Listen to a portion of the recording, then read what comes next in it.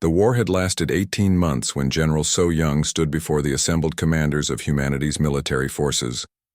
The meeting was held in a massive underground facility beneath the Swiss Alps, protected by layers of armor and defensive systems that had never been tested.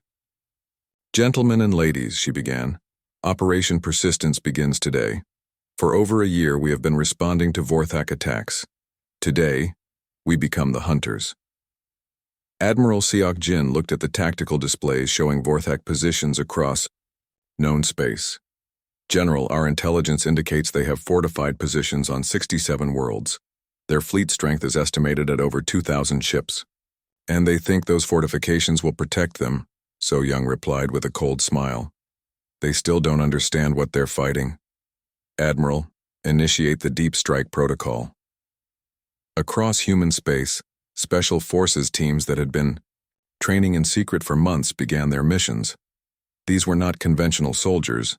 They were specialists who had learned to think like their prey. Captain Dong Hyun led Alpha Team through the corridors of an abandoned space station in the Kepler system. His team had traveled for 6 weeks in a cargo container, living on minimal supplies and breathing recycled air. The Vorthak had never imagined that humans could survive such conditions. "Target is the main communication array," he whispered to his team. "Intelligence reports suggest this station coordinates Vorthak operations across 12 systems. We destroy this, and they go blind for weeks." Sergeant Yoon-ji checked her equipment one final time. She had been a police detective before the war, skilled in tracking criminals who didn't want to be found. Now she hunted aliens who thought they were safe behind their advanced technology. "Sir," she reported quietly, "I have identified 17 security weaknesses in their perimeter. The Vorthak designed their systems to stop direct military assault, not infiltration by small teams." The human special forces moved through the station like ghosts. They used maintenance shafts, service tunnels, and spaces too small for the larger Vorthak bodies. In 30 minutes, they had planted explosive charges at 40 critical points throughout the facility. "Timer set for 60 minutes, Donghyun reported. All teams, extraction point Alpha." But as they moved toward their escape route, Vorthak's security forces finally detected their presence. Alarms began blaring throughout the station. Instead of panicking, the human team adapted instantly. "Sir," radioed Corporal Kyung-soo, "exit route is blocked. 20 Vorthak soldiers moving to intercept." Dong-hyun smiled grimly. "Then we show them why humans are apex predators.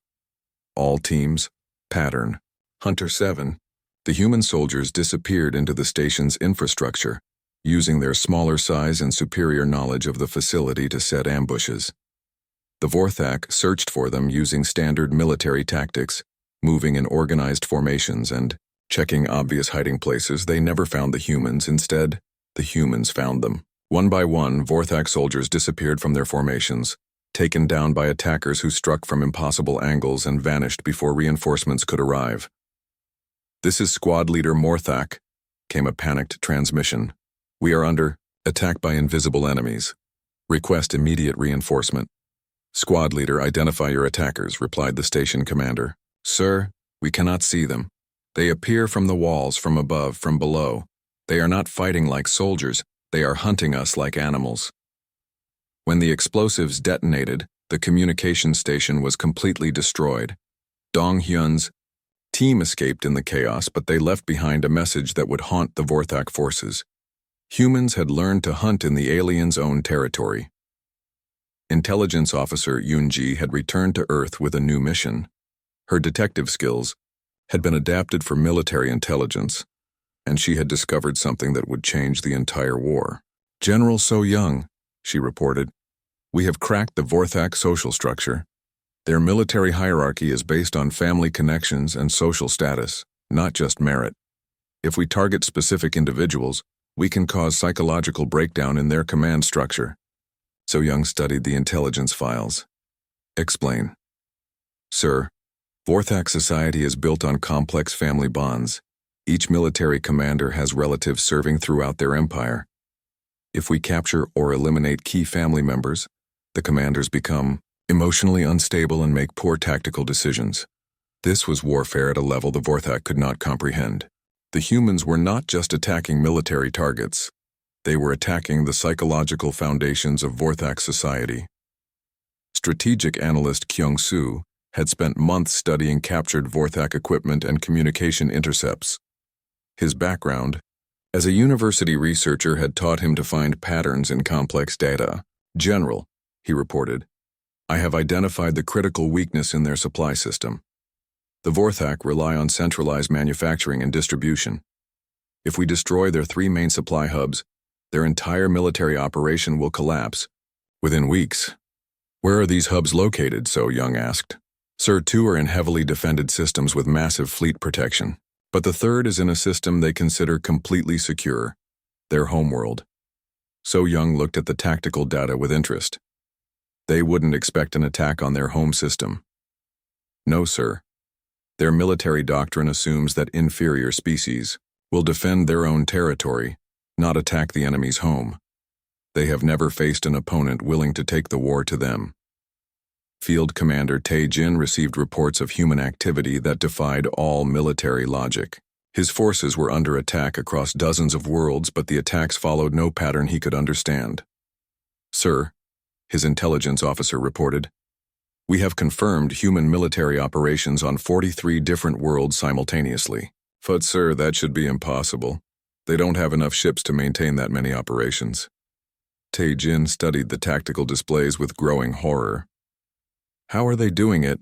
"Sir, they appear to be using civilian transportation networks to move small teams of soldiers across vast distances. They hide in cargo shipments, passenger transports, even garbage haulers. By the time we detect them, they have already completed their missions and disappeared." This was the reality the Vorthak could not accept. The humans had turned their entire civilization into a military network. Every ship, every station, every facility was potentially part of their war machine. Resistance leader Sung Min had evolved his operations beyond simple guerrilla attacks. His network now covered entire star systems, coordinating actions across multiple worlds simultaneously. "Professor," his former student Ha Young reported, "the Vorthak are pulling back from 3 systems. Their commanders are requesting transfers away from human resistance zones." Sung Min nodded with satisfaction. "Fear is spreading through their ranks. They came here expecting to fight conventional military forces. Instead, they found themselves in a war against an entire population that refuses to be conquered." The psychological warfare was working. Vorthak soldiers who had once been proud warriors were now requesting assignments far from human-controlled space. The humans had learned to use the aliens' own psychology against them. Dr. Jinne's research facility had become the center of humanity's most advanced warfare development. Her team had moved beyond conventional weapons to develop tools specifically designed to exploit Vorthak weaknesses. "The sonic warfare program is ready for deployment," her assistant reported. "We have confirmed that specific sound frequencies cause panic responses in Vorthak nervous systems." Jinne smiled grimly. "What about the pheromone project?" "Sir, we can now synthesize chemicals that trigger fear and aggression responses in Vorthak biology. When deployed in their air systems, it causes their own soldiers to attack each other." This was biological warfare disguised as psychological operations. The humans had studied their enemies so thoroughly that they could manipulate Vorthak brain chemistry through environmental factors. Commander Wu Jin's raider fleet had grown into a major military force operating deep in Vorthak territory. His ships appeared wherever the enemy felt safe, striking at targets that should have been impossible to reach. "Captain," his navigation officer reported, "we have reached the Vorthak home system. Long-range sensors show massive fleet concentrations around their homeworld." Wu Jin studied the tactical displays. The Vorthak homeworld was protected by over 300 warships and orbital defense platforms that could destroy entire fleets. A direct attack would be suicide. "Signal all ships," he ordered. "Execute Operation Ghost Protocol." The human fleet scattered into the asteroid belts and outer planets of the system. For weeks they remained hidden, using passive sensors to study Vorthak fleet movements and defense patterns. The aliens never detected them. When the attack finally came, it was unlike anything in the history of galactic warfare. The humans did not attack the heavily defended military targets. Instead, they struck at infrastructure, communications, and supply facilities that the Vorthak had never thought to protect. War Commander Deho sat in his command bunker as reports of attacks poured in from across Vorthak space. His empire was under assault from an enemy that seemed to be everywhere at once. "Sir," Intelligence Chief Kothmar reported, "we have confirmed human operations in over 200 locations. They are attacking." 1 year had passed since the first attack on Europa, and the war had changed in ways that no galactic military expert could have predicted. In his command center deep beneath the Vorthak homeworld, War Commander Deho stared at reports that made no sense. "Explain this to me again," he said to Intelligence Chief Kothmar, holding up a datapad.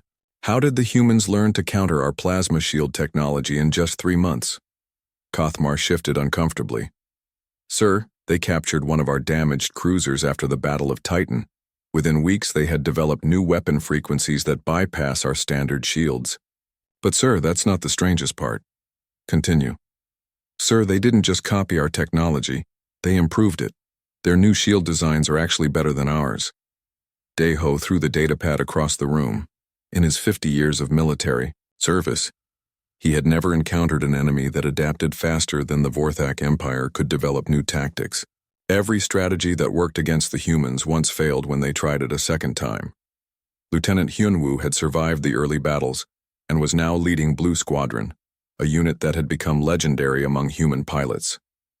His fighters had been upgraded with technology captured from the Vorthak, but the real changes were in how the human pilots fought. "New contacts bearing 270, his wingman reported. 12 Vorthak interceptors, standard formation.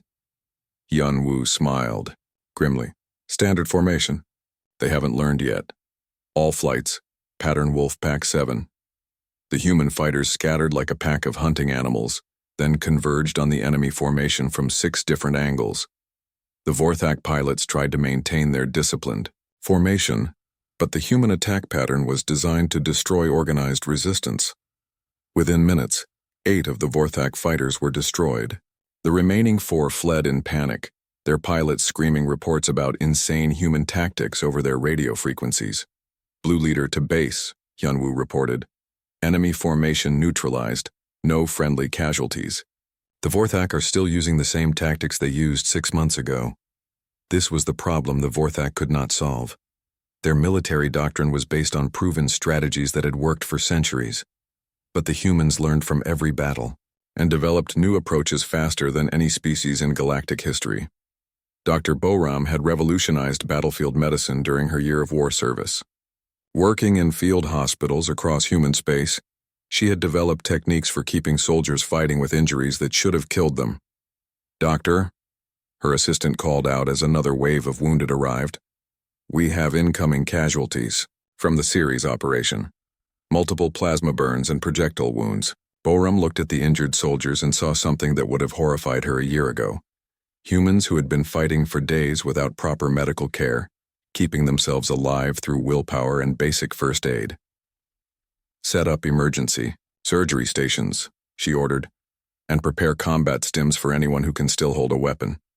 Wounded soldier Taewoo was missing his left arm and had burns across half his body, but his eyes were still focused and determined. "Doc, how long before I can get back to my unit?" "You need weeks of recovery," she replied while working on his wounds. "Your arm will require cybernetic replacement, and these burns need extensive treatment." "Doc, my squad is trapped on Vesta Station. They need support." Boram had learned that human soldiers would fight until they died if she let them. Her job was to keep them alive long enough to win the war, even if that meant sending them back into battle before they were truly healed. "I can give you temporary prosthetics and enough pain blockers to function for 72 hours, she said. "After that, you come back here or you die." 72 hours is all I need, Doc." Field Commander Tae-jin read the latest casualty reports from his fortress on the moon of a captured world. The numbers were getting worse every month, not because the humans were getting better weapons, but because they were getting smarter. "Sir," his aide reported, "the human resistance on this world has developed new infiltration techniques. They are appearing inside our secure facilities without triggering any alarms." How is that possible? Taejin demanded. Sir, they seem to be using maintenance tunnels, waste disposal systems, and air circulation shafts that our security systems were not designed to monitor. They know our facilities better than we do. This was the horror that was slowly overwhelming the Vorthak forces. The humans studied everything, every weapon, every tactic, every weakness, and they shared this knowledge instantly across their entire military network. Resistance leader Sungmin had evolved from a university professor into one of the most effective guerrilla commanders in human space. His knowledge of history had taught him how humans had fought and won against superior enemies throughout their past. The Vorthak patrol routes have changed again, Scout Hai Young reported. They are trying to make their movements unpredictable, Sungmin smiled. They think unpredictability will protect them, but humans have been hunting unpredictable prey for millions of years. Show me their new patterns. He studied the data for 10 minutes, then pointed to several locations on the map. They will be here, here, and here within the next 6 hours. The patterns look random, but they are still based on Vorthak military psychology. Set up ambushes at these 3 points. The IE attacks went exactly as Sungmin predicted. The Vorthak were trying to be unpredictable, but they were still thinking like Vorthak. The humans had learned to think like Vorthak, then use that knowledge against them. Dr. Jinne's secret laboratory had grown into a major research facility hidden in the asteroid belt. Her team now included scientists from across human space, all working on projects that pushed the boundaries of what civilized warfare normally allowed. The psychological warfare program is showing excellent results, her research assistant reported. Vorthak morale is collapsing on 17 different worlds. Their soldiers are requesting transfers away from human combat zones. Jinny nodded as she reviewed the data. What about the fear response studies? Sir, we have confirmed that Vorthak brain chemistry makes them particularly susceptible to prolonged stress. The sounds of human war chants and the sight of our battle flags create panic responses in their nervous systems. This was warfare at a level the galaxy had never seen. The humans were not just fighting with weapons, they were fighting with psychology, biology, and an understanding of their enemies that went deeper than military tactics. Commander Wu Jin's raider fleet had grown from a few converted civilian ships to a force of over 200 vessels. They operated behind Vorthak lines, appearing wherever the enemy felt safe, then disappearing before reinforcements could arrive. Captain, his intelligence officer reported, we have intercepted communications about a major Vorthak supply operation. 300 ships carrying equipment for their new offensive. Wu Jin studied the tactical data. The Vorthak convoy was too large for his force to attack directly, but humans had learned that direct attacks were often the least effective approach. Signal the convoy, he ordered. Tell them we surrender and want to negotiate. His officers looked confused, but they had learned to trust their captain's unusual strategies. The Vorthak fleet moved into position to accept the human surrender, bringing their ships close together in a diplomatic formation. That was when Wu Jin revealed his real plan. Hidden among his ships were 40 automated cargo vessels loaded with explosives and programmed to ram the enemy fleet. The surrender was a deception that exploited Vorthak assumptions about civilized warfare. The convoy was completely destroyed, along with enough military equipment to supply a major offensive. Wu Jin's fleet escaped with minimal losses, and the Vorthak High Command was left trying to understand how they had been defeated by a strategy that seemed to violate all rules of honorable combat. War Commander Dae Ho called an emergency meeting with the leaders of the Vorthak military. The reports from every front were the same: human forces that learned faster, adapted quicker, and fought harder than any enemy they had ever faced. Gentlemen, he began, we face a crisis. The humans are not just resisting our conquest. They are defeating us with methods we do not understand. General Vorthak looked at the strategic displays showing human attacks across 40 different worlds. Commander, I believe we must consider the possibility that we cannot win this war using traditional military methods. What are you suggesting? Sir, the humans fight like no species we have ever encountered. They use civilian infrastructure for military purposes. They turn industrial equipment into weapons. They coordinate attacks using communication methods that our intelligence cannot track. And most importantly, they learn from every engagement and never use the same tactics twice. Intelligence Chief Kothmar added his analysis. Sir, our psychological profile suggests that humans become more dangerous when threatened. Every attack we make creates more resistance, not less. We are facing an enemy that grows stronger through adversity. Deho stood silent for long minutes, staring at the star maps showing the expanding human resistance. Finally, he spoke. Contact Ambassador Kale at the Galactic Council. Tell him we may have made an error in judgment. On Earth, General So Young received intelligence reports showing the first signs of Vorthak uncertainty. War Commander Deho stared at Field Commander Taejin's battle report for the third time. His forehands trembled slightly as he read about human fighters ramming into Vorthak ships and miners using industrial equipment as weapons of war. This cannot be accurate, he said to his council. No civilized species fights this way. General Vortak, his oldest advisor, looked at the tactical recordings. Commander, I have fought in 12 galactic conflicts. I have never seen anything like these human attack patterns. They coordinate without proper military communications. They use weapons that should not work, and they refuse to retreat even when facing certain death. Deho activated a communication channel to the Galactic Council.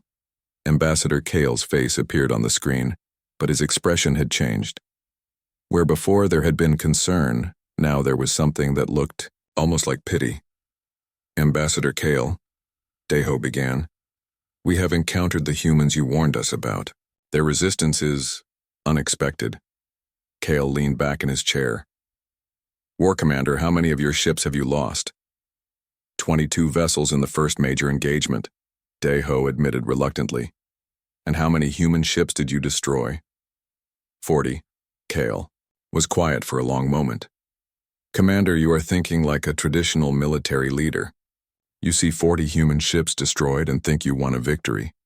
But you are not fighting a traditional military force. On Earth, the response to the Vorthak attacks had gone far beyond anything the aliens could understand. Every human colony, every space station, every settlement was now involved in the war effort. Diplomat Minsu worked in the Underground Command Center in Geneva, coordinating with resistance movements across human space. His job had changed from peaceful negotiation to organizing a species-wide military campaign. Report from the Titan mining colony. His assistant called out. They have converted their entire facility into a weapons manufacturing center. Production. Estimates show they can build 300 combat drones per day. What about the Mars agricultural domes? Minsu asked. Fully militarized, sir. The farmers are now growing food exclusively for military operations, and they have volunteer defense forces numbering in the tens of thousands. This was the reality the Vorthak could not grasp. When they attacked human civilians, they had not just started a war with Earth's military. They had started a war with every human being in the solar system. On the captured colony world of Kepler 442, resistance fighter Sung Min crouched in the ruins of what had been a human research station. The Vorthak had conquered the planet in 3 days, but they were learning that conquering and controlling were very different things. Sung Min had been a university professor before the war, teaching ancient human history. Now he led a cell of 40 colonists in guerrilla operations against the occupying Vorthak forces. His knowledge of how humans had fought throughout history was proving very useful. The alien patrol will pass through Sector 7 in 20 minutes, whispered former student Hai Young, who now served as his scout. 15 soldiers, standard equipment. Sung Min nodded and signaled to his team. They were not professional soldiers, but they had learned fast. The Vorthak were trained to fight other professional armies, not civilians who appeared from everywhere and nowhere. The attack lasted 3 minutes. When it was over, 15 Vorthak soldiers were dead, and the human resistance fighters had disappeared, back into the ruins. They took the alien weapons and equipment, adding to their growing arsenal. Professor, asked young colonist Jae-wook, how many more attacks like this before they leave our world? Sung Min looked at his former student's determined face. As many as it takes. They came here thinking we would be easy to control. They are learning that humans are never easy to control. Dr. Jinne had been a peaceful research scientist before the war, studying new methods of space travel. Now she worked in a hidden laboratory in the asteroid belt, developing weapons that no civilized species would consider building. The psychological warfare broadcasts are ready, her assistant reported. We have recordings of Vorthak soldiers, crying for their families during battles, images of their defeated fleets, and testimonies from captured aliens admitting they underestimated humans. Jinne nodded grimly. Broadcast them on all frequencies. Make sure every human colony and every alien species receives them. Let the galaxy see what happens when someone attacks our people. This was something the Vorthak had not expected. Humans were not just fighting back with weapons. They were fighting back with information, psychology, and propaganda that turned their enemies' strengths into weaknesses. Former police officer Wu Jin now commanded a fleet of converted civilian ships operating behind enemy lines. His vessels were cargo haulers, passenger transports, and mining ships that had been fitted with weapons and armor. Captain, his navigation officer reported, we have located the Vorthak supply convoy. 23 ships carrying equipment for their forward bases. Wu Jin studied the tactical display. The Vorthak ships were larger and better armed than his converted civilian vessels. In a straight fight he would lose. But humans had learned not to fight straight fights. All ships, execute pattern swarm 7, he ordered. The human ships scattered, in all directions, then attacked from 12 different vectors at once. The Vorthak convoy had weapons designed to fight organized fleets, not chaotic swarms of small, fast-moving targets that appeared and disappeared without warning. By the time the battle ended, the Vorthak supply convoy was destroyed, and Wu Jin's fleet had captured enough equipment to supply 10 more resistance cells. The humans had lost only 2 ships, both crews choosing to ram enemy vessels rather than be captured. On the Vorthak homeworld, War Commander Daeho met with his military council in emergency session. The reports coming from the human conflict zone were getting worse every day. Sir, reported Intelligence Chief Kothmar, we are now facing human military activity in 47 different locations. They appear to be building ships and weapons in places we never detected. How is that possible? Daeho demanded. Sir, they are using civilian infrastructure for military production.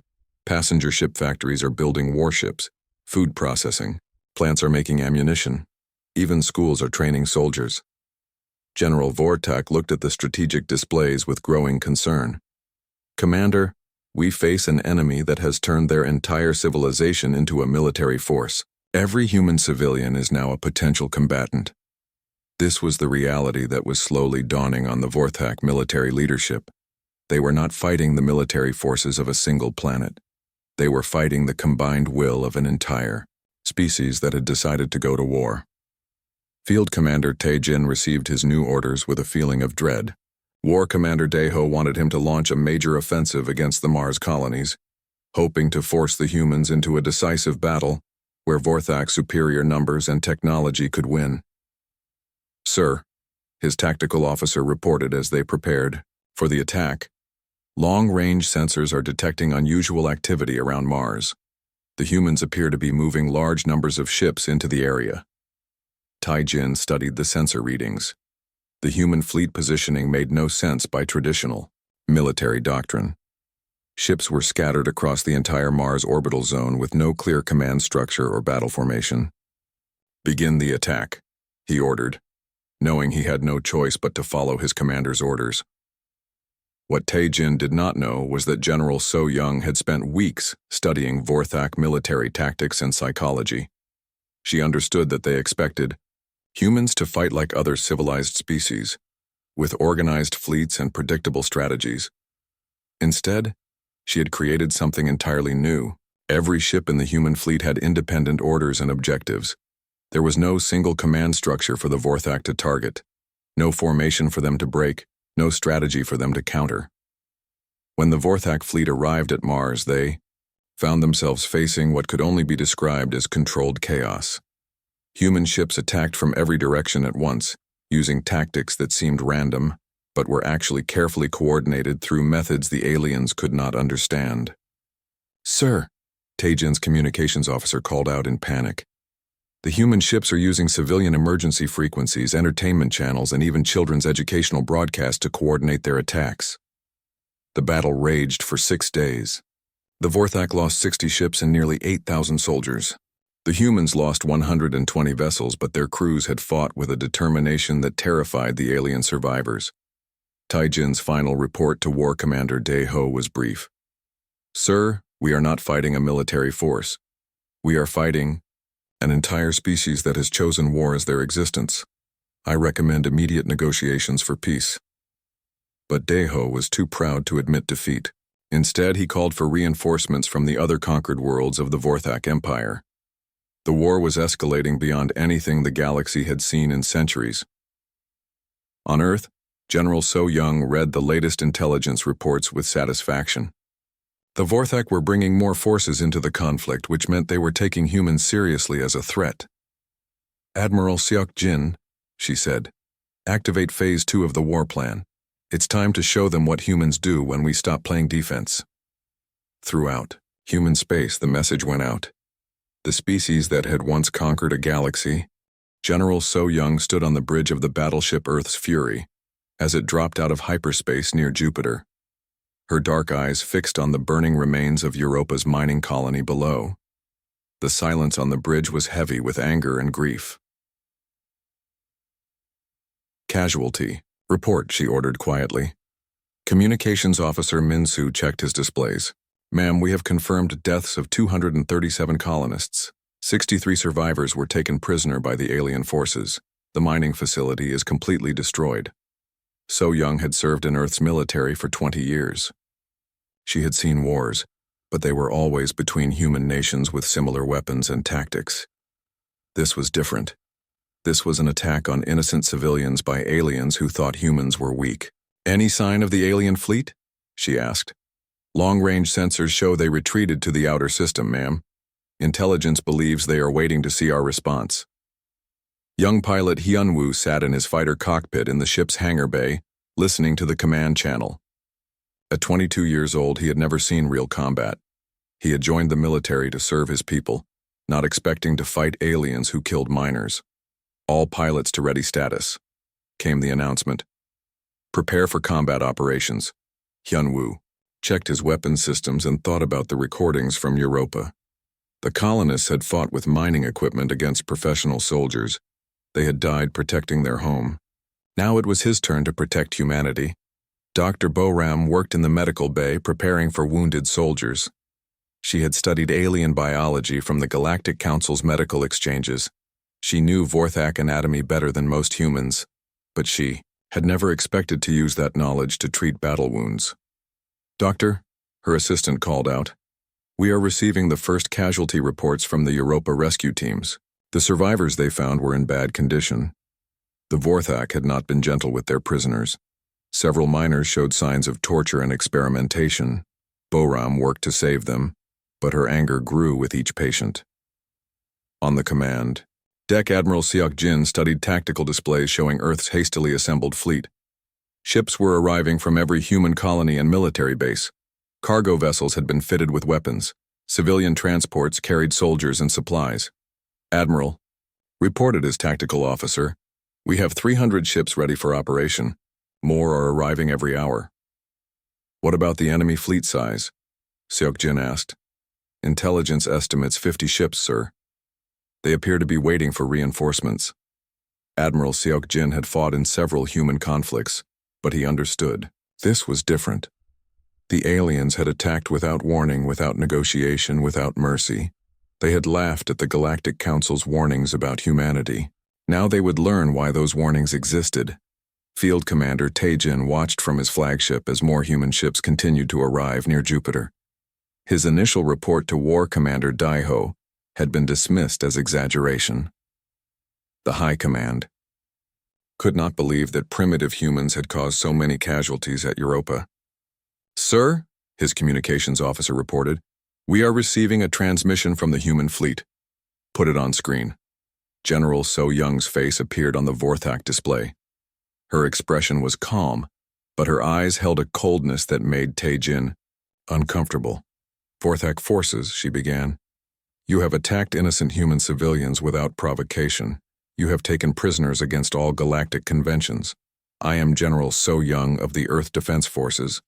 I demand the immediate return of all human prisoners and your withdrawal from our system. Tae-jin looked at his officers. By galactic law, they should negotiate. But his orders from War Commander Daeho were clear. Test the humans, show them Vorthak superiority, take more prisoners for study. Human General, Tae-jin replied. We are the Vorthak Empire. Your people are now subjects of our rule. Surrender your fleet and no more of your kind will be harmed. So Young's expression did not change. I see. Then you have made your choice. All human ships, battle positions. Show them what happens when you hurt our people. The human fleet moved forward in a formation that confused the Vorthak tactical computers. Instead of the organized battle lines used by most civilized species, the humans spread out in what looked like chaos. Small fighters mixed with large battleships. Cargo vessels fitted with weapons moved alongside military cruisers. Sir, Tae-jin's tactical officer reported, their formation makes no sense. How do we target their command structure? They have no proper military organization, Tae-jin decided. Attack the largest ships first, their fleet will collapse without leadership. The Vorthak fleet opened fire with precise energy beams aimed at the biggest human vessels. They destroyed 3 ships in the first attack, but instead of retreating, the human fleet charged forward. Hyun-woo's fighter squadron dove toward the alien ships at maximum speed. The Vorthak had never seen attack patterns like this. Human pilots flew their ships in ways that should have been impossible, making turns that would kill most alien species. All fighters, target their weapon systems, Hyun-woo called over the radio. Make them work for every shot. The human fighters were smaller and faster than Vorthak ships expected. They flew between the larger enemy vessels, too close for the big guns to target them. Hyun-woo's fighter screamed past a Vorthak cruiser, firing at its weapon ports, but the alien ship's defensive guns caught him. His fighter shook as energy blasts tore through his engines. Warning lights flashed and his ship began to spin out of control. Fighter 7-7, eject immediately, came the command from the flagship. Hyun-woo looked at his tactical display. He was falling toward a Vorthak troop transport loaded with soldiers meant to invade Earth colonies. His fighter was dying, but it still had weapons and fuel. Negative, command. I still have fight left in me. He aimed his crashing fighter directly at the transport's engines. The collision destroyed both ships in a massive explosion. 30 Vorthak soldiers died with him. Aboard the Vorthak flagship, Tae-jin watched in horror as more human fighters followed Hyun-woo's example. When their ships were damaged beyond repair, the human pilots did not eject. They turned their fighters into weapons, ramming enemy vessels. This is not civilized warfare, his weapons officer shouted. They are acting like wild animals. Sir, the communications officer reported, 3 more of our ships have been destroyed by ramming attacks. The humans are not retreating even when their ships are crippled. Tae-jin began to understand what Ambassador Kale had tried to warn them about. These humans did not fight like any species he knew. They fought like creatures with nothing to lose. The battle moved toward Mars, where the Vorthak had expected to establish a forward base. Instead, they found themselves fighting for survival against an enemy that seemed to grow stronger with each loss. Human ships appeared from behind asteroids, from the shadows of moons, from places the Vorthak sensors had not detected them. Captain Dong-hyun led a squadron of converted cargo ships that had been hiding in the asteroid belt for days. All ships, attack formation Desperate Hope, he ordered. Show them what human miners can do with industrial equipment. The cargo ships opened their holds and released clouds of mining charges, explosives designed to break apart asteroids. The small charges swarmed toward Vorthak ships like angry insects, too many to shoot down. When they detonated against alien hulls, they did not cause massive damage like military weapons, but there were thousands of them and they kept coming. The Vorthak shields, designed to stop large energy attacks, could not handle the swarm of small explosions. Their weapons are not military grade, Tae-jin's tactical officer reported, but there are so many of them. How are they coordinating these attacks? Tae-jin demanded. His intelligence officer looked confused. Sir, They are not using standard military communications. They seem to be using civilian radio networks, emergency channels, even entertainment, broadcast to send coded messages. Dr. Boram had moved to the front lines, setting up medical stations on damaged ships. She treated wounded human soldiers with equipment designed for alien biology, keeping them fighting when they should have been dead. "Doctor," wounded pilot Wu Jin gasped as she worked on his burns. "Can you get me back to my fighter?" "You have. Broken ribs, burns on 60% of your body, and a concussion," she replied, continuing to work. "You should be in intensive care for weeks." "Doc, my squadron needs me. Those alien bastards killed my brother on Europa." Boram looked at the young pilot's determined face. She had never seen this kind of spirit in her medical training. "I can give you enough stimulants to fight for maybe 2 hours. After that, you will collapse." 2 hours is enough. She injected him with combat drugs and watched him stumble back to his fighter. This was not medical practice by any civilized standard. But these were not civilized times. The battle raged for 18 hours. When it finally ended, the Vorthak fleet retreated deeper into space. They had lost 22 ships and over 3,000 soldiers. The human fleet had lost 40 vessels and 800 crew members. By galactic standards, both sides had suffered heavy losses. But the Vorthak were a military empire with professional soldiers. The humans were mostly civilians who had learned to fight in a few months. Tae-jin sent his report to War Commander Dae-ho with shaking hands. He described weapons that should not work. Tactics. The massive war room of the Vorthak Empire buzzed with activity. Giant screens showed star maps of their 12 conquered systems. War Commander Dae-ho stood at the center, his forearms crossed as he studied the latest reports. His purple skin glowed with pride as he looked at their military might. A communication alert rang through the room. The screen flickered and showed the face of Ambassador Kale from the Galactic Council. His gray skin looked worried, and his large black eyes held concern. "War Commander Dae-ho," Kale began, his voice formal. "I bring an urgent warning from the Galactic Council. We have discovered a new species called humans from a planet they call Earth. You must not attack them." Dae-ho's 4 eyes blinked slowly. He looked around the room at his officers. Several of them had started to chuckle.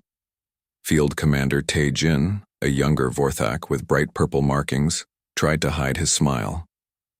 "Ambassador Kale," Dae-ho said, his voice deep and amused. "You interrupt our war planning to warn us about a species that has not even left their own star system? How amusing." Kale's expression became more serious. "Commander, please listen. These humans are different. Our studies show they have something we call persistent aggression syndrome. They do not give up, ever. When they are hurt, they become more dangerous. When they are losing, they fight harder." The war room erupted in laughter. Officers slapped their desks with their multiple arms. Some pointed at the screen and made jokes in their native language. Dae-ho raised one hand for quiet. "Ambassador, with respect, your council has grown soft. These humans live on one small planet. They have no faster-than-light travel. They have never fought a real war against a spacefaring species. How can they threaten the mighty Vorthak Empire?" Kale leaned forward on the screen. "That is exactly what makes them dangerous. They have never learned when to surrender. They do not understand the concept of hopeless odds. Commander Dae-ho, I am begging you, do not underestimate them." Dae-ho turned to his officers. "What do our scouts report about this human military?" A young intelligence officer stood up. "Sir, they have primitive weapons. Their largest ships cannot even reach the speed of light. They fight wars on their own planet with basic projectile weapons and explosives. Their soldiers die from injuries that would barely hurt a Vorthak child." More laughter filled the room. Dae-ho nodded with satisfaction. "You see, Ambassador, your concerns are noted, but we have nothing to fear from these humans. In fact, they might make excellent slaves for our mining operations." Kyle's image flickered as the connection weakened. "Commander, I have given you fair warning. The Council will record that we tried to prevent this conflict. Good luck to you all." The screen went dark. Dae-ho turned back to his officers. his mood cheerful. Well, gentlemen, it seems we have found our next conquest. Prepare the Fifth Fleet. We will test these humans with a small attack and see how they respond. Far away, on a mining colony on Europa, one of Jupiter's moons, human supervisor Junho was checking the daily production reports. The colony was small, only 300 workers, but they had been mining ice and rare metals for 5 years without problems. Junho was a quiet man with kind eyes and rough hands from years of mining work. He had come to Europa to make money for his family back on Earth. The work was hard, but the pay was good, and he enjoyed the peaceful life among the stars. Supervisor Junho called out miner Young Chul, running toward the administration building. We are picking up strange signals on the long-range scanners. Ships approaching fast. Junho frowned and followed Young Chul to the communications center. On the screens, they could see 5 large ships moving toward Europa. The ships were unlike anything in the human database. Contact Earth Command, Junho ordered. Tell them we have unknown vessels approaching. Communications officer Hyojin worked frantically at her console. After several minutes, she looked up with worry. Supervisor, the signals are being jammed. I cannot reach Earth Command or anyone else. The alien ships moved into orbit around Europa. Without warning, bright beams of energy struck the mining facility's main power station. The lights went out, and emergency power kicked in with a red glow. Junho had never been a soldier, but he had served 2 years in Earth's mandatory service program. He knew what an attack looked like. All personnel, this is not a drill. We are under attack by unknown forces. Everyone to emergency stations. The miners were not soldiers either. They were engineers, technicians, and laborers who had come to Europa for peaceful work. But they were human, and when their home was threatened, something ancient awoke in them. What weapons do we have? Asked Young Chul, his voice steady despite the fear in his eyes. Junho thought quickly. Mining charges, plasma cutters, and heavy construction equipment. The mining mechs have industrial lasers. It is not much, but it will have to do. The first Vorthak transport ships landed near the main facility. Armored soldiers with forearms and advanced energy weapons stepped out. They expected to find terrified humans begging for mercy. Instead, they found prepared defenders. Miner Kyung-ho had loaded a mining mech with explosive charges used for breaking up asteroids. As the Vorthak soldiers advanced, he drove the mech straight into their formation and triggered the explosives. The blast destroyed the mech and took 6 Vorthak soldiers with it. This is for my family. Kyung-ho's voice echoed through the radio before the explosion. The Vorthak soldiers were shocked. No civilized species used suicide attacks. It was considered barbaric by galactic standards. But the humans on Europa had never read the galactic rules of warfare. Engineer Sojin had modified the mining station's plasma cutters into crude weapons. She and 5 other colonists had taken positions in the maintenance tunnels under the facility. When Vorthak soldiers tried to enter the main building, they found themselves under attack from below. They are in the tunnels, one Vorthak soldier shouted in his native language. How are they moving so fast? The humans were smaller than the Vorthak, and they could move through spaces the larger aliens could not reach. They used this advantage, appearing from vents and maintenance shafts to attack, then disappearing before the Vorthak could respond. Junho coordinated the defense from the communications center. He had no military training for this kind of battle, but he understood the mining facility better than anyone. He knew every tunnel, every weak point, every system. Hyojin, can you overload the atmospheric processors? He asked. Yes, but it will make the air toxic for everyone, she replied. Do it. We have emergency breathing gear. The aliens do not know about it. The atmospheric processors began pumping out toxic gases. The Vorthak soldiers, not prepared for chemical warfare, began to retreat to their ships. But the humans, wearing their emergency breathing equipment, continued to fight. The battle lasted 6 hours. In the end, the colony fell. The Vorthak had better weapons, more soldiers, and advanced technology. But they had expected to lose maybe 5 or 10 soldiers in the attack. Instead, they lost 47. Junho was captured along with the surviving colonists. As Vorthak soldiers led him away, he looked back at the burning remains of the mining facility. His message drone had launched during the first attack, carrying a complete recording of the battle to Earth Command. Field Commander Tai Jin stood among the wreckage, counting his losses. He had never seen anything like the human defense. These primitive miners had fought like professional soldiers, using weapons and tactics he had never encountered. "Sir," one of his soldiers reported, "we found no military personnel among the defenders. They were all civilian workers." Taejin felt a cold feeling in his stomach. If civilian miners could fight like this, what would trained human soldiers do? For the first time since the battle began, he remembered Ambassador Kale's warning. On Earth, in the military command center, General So Young received the message drone from Europa. She watched the battle recordings 3 times, her face growing harder with each viewing. The images of colonists fighting to the death with mining equipment burned into her memory. "Get me Admiral Seok Jin," she ordered. "Full mobilization.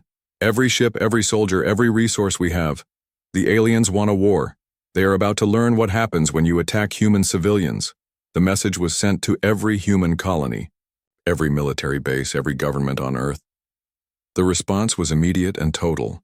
Humanity was going to war. 2 years after the first attack on Europa, Admiral Seok Jin stood on the bridge of the massive battleship Humanity's Will as it led the largest human fleet ever assembled. 3,000 ships moved in perfect coordination toward the Vorthak, homeworld, representing the military might of an entire species united in war. "Admiral," his tactical officer reported, "we are receiving surrender requests from 17 Vorthak worlds. Their commanders are offering to withdraw from human space in exchange for peace." Seok Jin looked at the communication displays showing desperate messages from Vorthak military leaders. After months of being hunted across the galaxy, the proud empire that had once laughed at humanity was begging for mercy. "No response to surrender offers," he ordered. "We have our orders from General So Young. Total victory or nothing." General So Young had made it clear that this war would end only one way, with the Vorthak Empire understanding exactly why the Galactic Council had warned them about humanity. On the Vorthak homeworld, War Commander Dae Ho stood in his fortified command center as defensive systems powered up around the planet.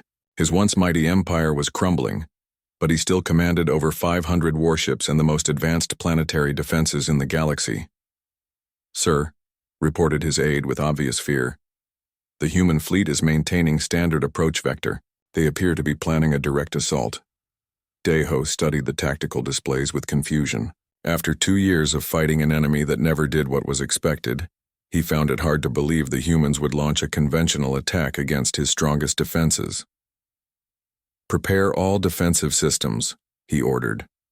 "If they want a direct fight, we will give them one they will never forget." But General So Young had not spent 2 years learning Vorthak psychology to make the mistake of fighting them on their preferred terms. The approaching human fleet was only part of her plan. Diplomatic envoy Hae-Wan sat in a small unmarked shuttle that had been traveling toward the Vorthak homeworld for 3 months. Her ship was disguised as a civilian transport, and her mission was the most important diplomatic task in human history. "Ambassador," her pilot reported, "we are being scanned by Vorthak security forces. They are demanding identification." Hae-Wan activated the communication system.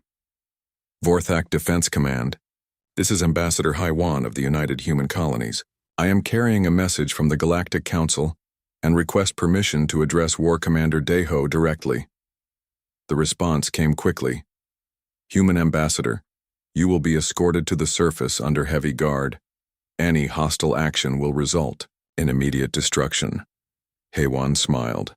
The Vorthak still thought they were in control of this situation. They were about to learn how wrong they were. Veteran soldier Young Soo led the ground forces that had been secretly infiltrating the Vorthak homeworld for 6 months. His team consisted of survivors from the Europa colony, miners, engineers, and civilians who had learned to become the most effective soldiers humanity had ever produced. "Sir," his lieutenant reported, "all infiltration teams are in position. We have confirmed access to the planetary defense grid, the main communication center, and the orbital platform control systems." Young-Soo looked at his tactical display showing the positions of human teams throughout the Vorthak capital city.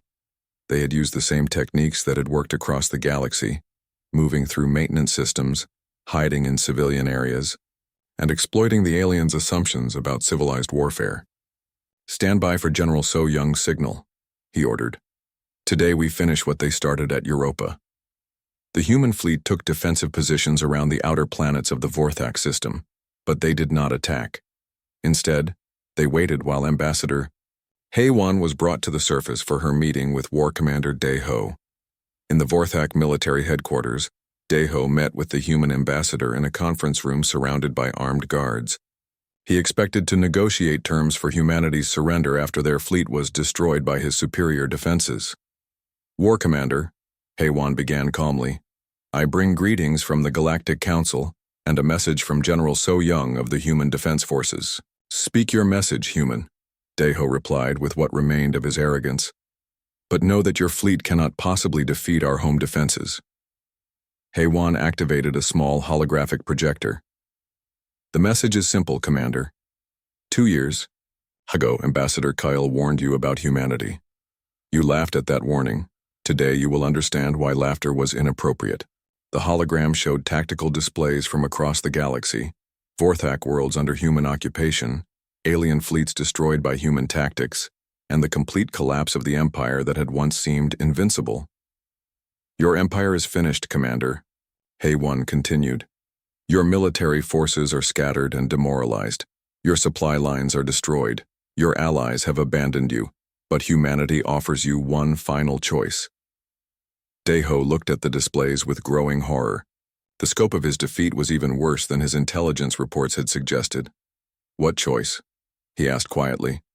"Complete withdrawal from human space, reparations for all damages caused by your unprovoked attacks, and a formal apology to the Galactic Council for ignoring their warnings about humanity. In return, we will allow your empire to survive." Daeho's pride flared. "And if we refuse?" HFY's expression did not change. "Then you will learn what happens when humans stop showing restraint." At that moment, every screen in the command center activated simultaneously. General So Young's face appeared on the displays, her voice broadcast on all frequencies throughout the Vorthak homeworld. "Citizens of the Vorthak Empire," she began. 2 years ago, your leaders attacked innocent human civilians. They killed miners, engineers, and researchers who had never harmed anyone. They took prisoners and conducted experiments on human beings. They laughed when warned about the consequences of their actions. Throughout the Vorthak capital city, human infiltration teams activated their equipment. The planetary defense grid shut down. Communication systems switched to human control. Even the lights in the military headquarters flickered as humans took control of the power grid. "Today," So Young continued, "you discover what happens when you attack humanity's children. Your military is defeated. Your empire is broken. Your leaders are at our mercy. But we are not like you. We do not wage war on civilians. We do not torture prisoners. We do not attack those who cannot defend themselves." Field Commander Tae-jin, who had fought humans for 2 years, looked at his tactical displays with something approaching awe. The human takeover of Vorthak systems was complete, and it happened without a single shot being fired at civilian targets. "Sir," his aide whispered, "they have complete control of our homeworld's infrastructure. They could kill every civilian on the planet, but they're not doing it. They're only targeting military systems." This was the lesson the Vorthak were learning. Too late. The humans were not conquering them, they were teaching them. The species that had attacked without mercy was being defeated by an enemy that showed mercy, even in total victory. War Commander Daeho looked around his command center as human soldiers emerged from maintenance shafts and service tunnels. They had been inside his most secure facility for months, watching, waiting, learning everything about Vorthak defenses. Young-Soo approached Daeho with his weapon lowered but ready. "War Commander, you are now a prisoner of the Human Defense Forces. You will be treated according to galactic conventions for prisoners of war, which is better treatment than you gave our people." Daeho looked at the human soldier, scarred, battle-hardened, but showing professional courtesy even to a defeated enemy. This was what Ambassador Kale had tried to warn him about. Humans were dangerous not because they were savage, but because they could be savage when necessary and civilized when it served their purposes. Ambassador HFY stood before the assembled Galactic Council 1 month later, delivering humanity's final report on the Vorthak War. Representatives from dozens of species listened in stunned silence as she described the complete defeat of an empire that had seemed invincible. The Vorthak Empire has agreed to all human terms, she reported. They will withdraw from human space, pay reparations for damages, and issue a formal apology for ignoring the Council's warnings. Their military forces will be reduced to defensive levels only, and they will submit to galactic oversight for the next 50 years. Ambassador Kale leaned forward in his seat. Ambassador HFY, the Council must ask. Humanity demonstrated the ability to completely destroy the Vorthak Empire. Why did you show restraint? HFY looked around the chamber at the representatives of species who had watched humanity's rise to galactic power with a mixture of admiration and fear. Ambassador Kyle, humanity learned long ago that the measure of true strength is knowing when not to use it. The Vorthak attacked our civilians because they thought we were weak. They discovered that we are strong. But they also discovered that our strength includes mercy, justice, and the wisdom to know the difference between an enemy and a future friend. She activated a holographic display showing the current state of human space. Colonies rebuilt, mining operations restored, and new settlements expanding into previously unexplored systems. The galaxy tried to warn the Vorthak about humanity, she continued. They laughed at that warning,